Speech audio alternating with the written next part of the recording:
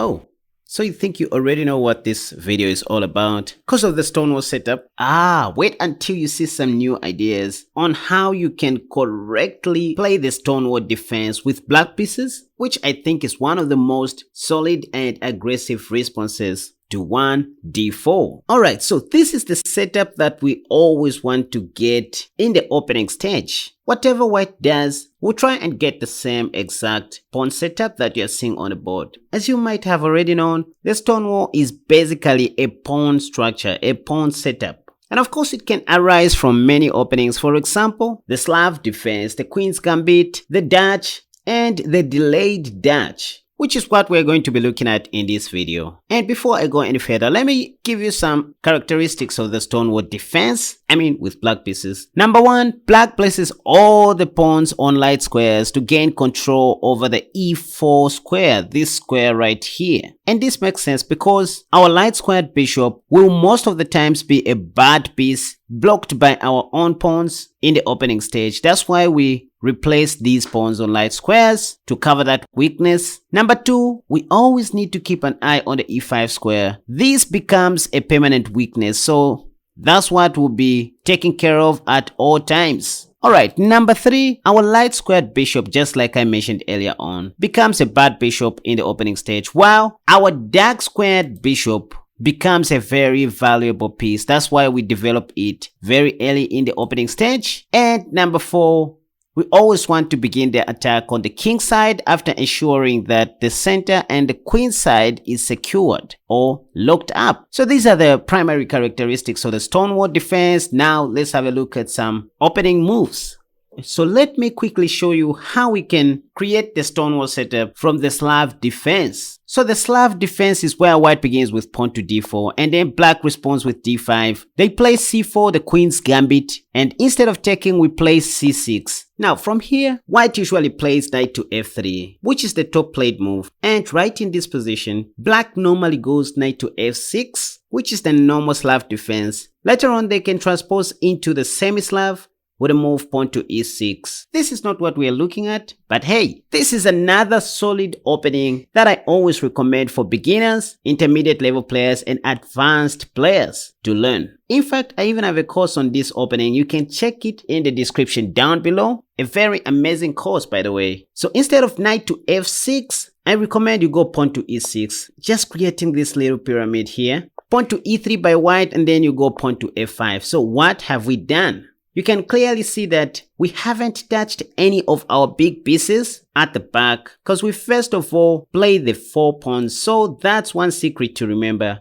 Just forget about developing any of your big pieces and start with the pawns first. And this is what we basically call the Stonewall pawn structure. Alright, so bishop d3 is what most white players play here. So now that we have our desirable Stonewall pawn structure, how are we going to develop our pieces, especially our queen side pieces, these pieces? How are we going to develop them? Well, the safest is to activate our most potential piece first, which is the dark squared bishop. So we can simply go bishop d6. If c5, we can always play bishop c7. And so here you're going to see white castling short. And right here, there's an interesting line worth researching on where black plays queen f6 and knight h6. Then later on start expanding on the king side with pawn to g5, etc. But anyways, after we play bishop d6, and white castles short, I recommend playing knight d7 as quickly as possible before white plays knight to e5. Because knight bd7 will control the e5 square together with the bishop, at least for centuries. So that's what we want to do here, knight d7.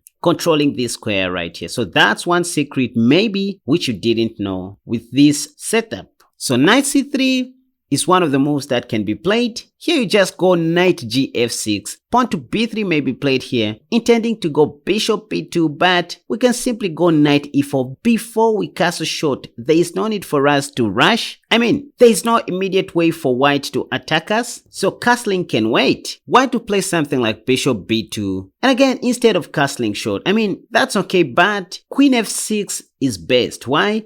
The main purpose of queen f6 is to over control the e5 square, plus preparing for the g5 pawn push in the near future. So that's some new modification that you can add to your Stonewall defense repertoire, simply delaying castling short and instead advance your pieces first, getting ready for the attack. So white has to play something like knight e2, I don't know. The idea is just to play knight f4 or knight g3 in the near future. But well, here castling short once again is okay, but g5 is best because of our queen on f6, which is well advanced. So just go g5 here. It's not much of a stretch. You are ready to attack. If they continue and play something like knight g3, h5, let's say they go knight e5, well, you simply take the knight on g3 first, attacking the rook, and after f takes g3, see why we play queen f6? Because now we can simply take on e5 with our knight, and after pawn takes, we can take back with a bishop, and it turns out that we are the ones who have emerged with the pawn up.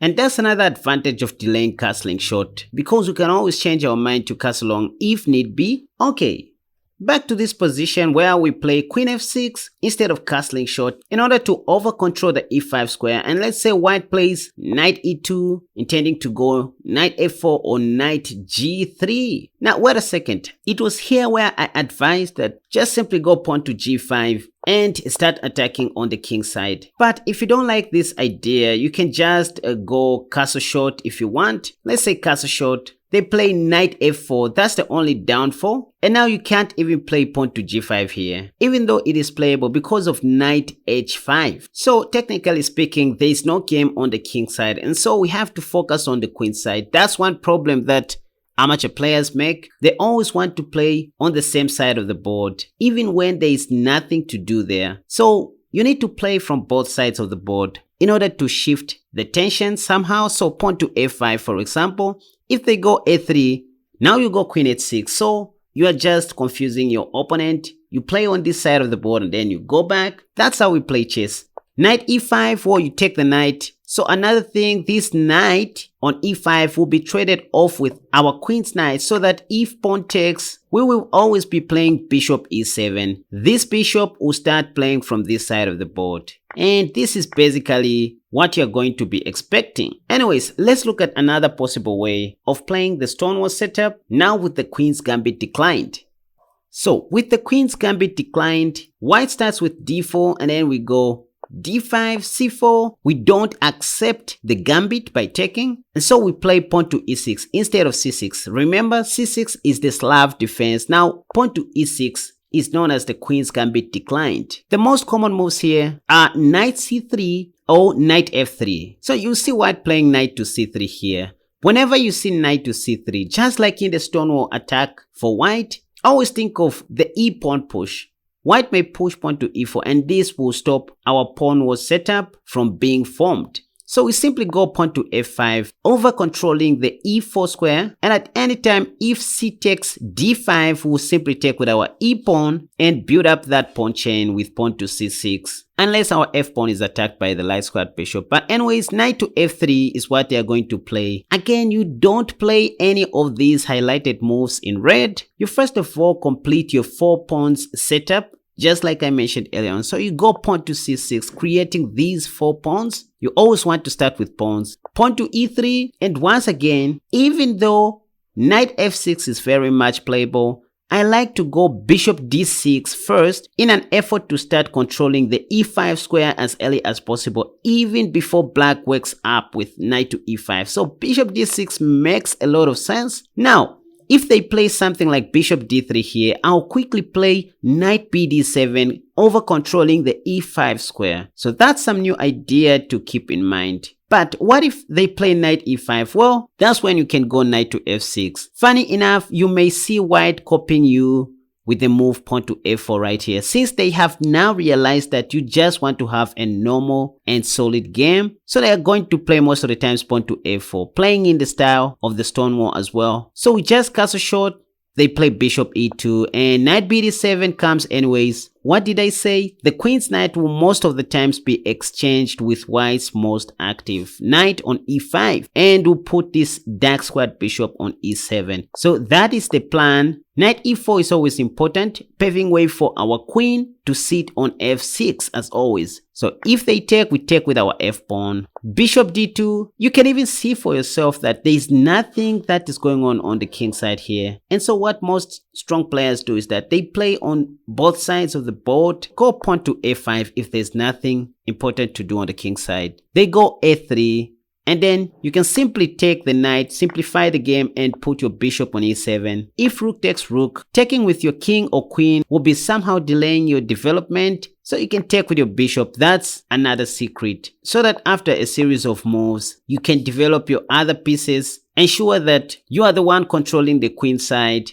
h3, let's say you go queen g5, then b4. I mean, you're just having a normal game here and you end up trading the rooks, just being dead solid. Alright, so that's just one way you can play the Stonewall defense, by starting with the queen's gambit declined. Let's look at another way.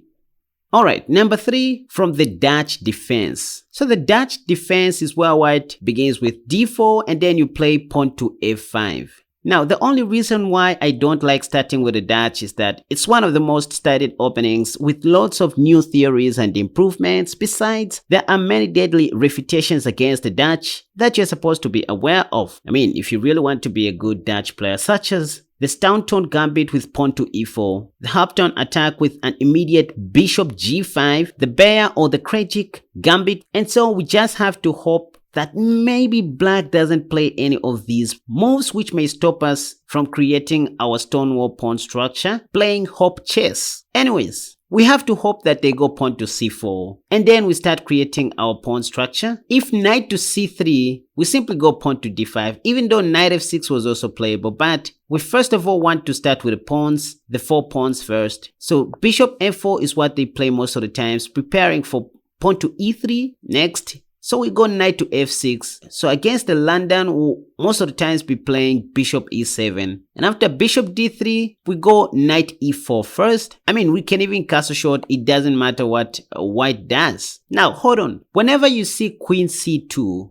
by white, it's high time you realize that white may consider castling long after playing the move pawn to g4. So g4 is another reason why I hate to play the Stonewall Dutch. Let me just show you what happens here. We just played knight bd7 and then they go pawn to g4. It just leaves our position to be messy and I just don't like this at all. I like playing solid chess, which is also somewhat attacking. This position is not really bad for us, but it just looks messy. A good example of how to play the Stonewall Dutch can be seen in the game that was played between Fabiano Caruana and Magnus Carlsen in the year 2015, and it works well against the lines where white fianchettos their bishop on g2. So, since that I don't like playing the Stonewall Dutch, by the way, I love the Dutch defense, but not the Stonewall Dutch. And so what I recommend is to play the delayed Dutch, which is one of my favorite openings against the fianchetto setups again. This is where white begins with pawn to d4 and then you go pawn to e6. This is one of the most solid ways to play against pawn to d4 on the first move. With e6, you keep your opponent guessing which move you want to play next. Oh, by the way, e6 is called the Howie's defense. Pawn to c4. I mean, they don't know what you want to do. Now, this is when you are supposed to play pawn to f5. If you want to play the Stonewall Dutch, at least pawn to e4 and bishop g5 is not possible in these lines. If they play knight c3, for example, maybe intending to go e4 next, again, you just start with the pawns. Pawn to d5, if they play knight to f3, you know what to do. c6, you complete your 4 pawns setup first before developing any other pieces. But if c takes d5, well, you take back with a pawn. Bishop f4, playing in the London system style. Well, you go knight f6, even though c6 is okay. The move order is not the most important thing in this world, as long as you have your setup which you want to attain in the Stonewall, and you'll be good to go. Queen b3, I mean, you can see this is putting more pressure on this king. So if you want, you can play king h8 here. Because let's say if you play knight d7, which is a blunder in this position, white can safely take your knight and your pawn, since your d5 pawn is pinned to the king by the queen, so you need to be very careful each time you see queen b3. And that's why after queen b3 you need to play a more safer move like queen e7 or king h8. Queen e7 indirectly protects the e4 knight, so if bishop takes, you can safely take with your e-pawn, and if knight takes, now we can take back with our queen, so this will be safe for us and we'll be good to go. Now, just like I mentioned, this line works well against the fianchetto setups. Let me show you. So black begins with d4, then you go pawn to e6, the Howist defense,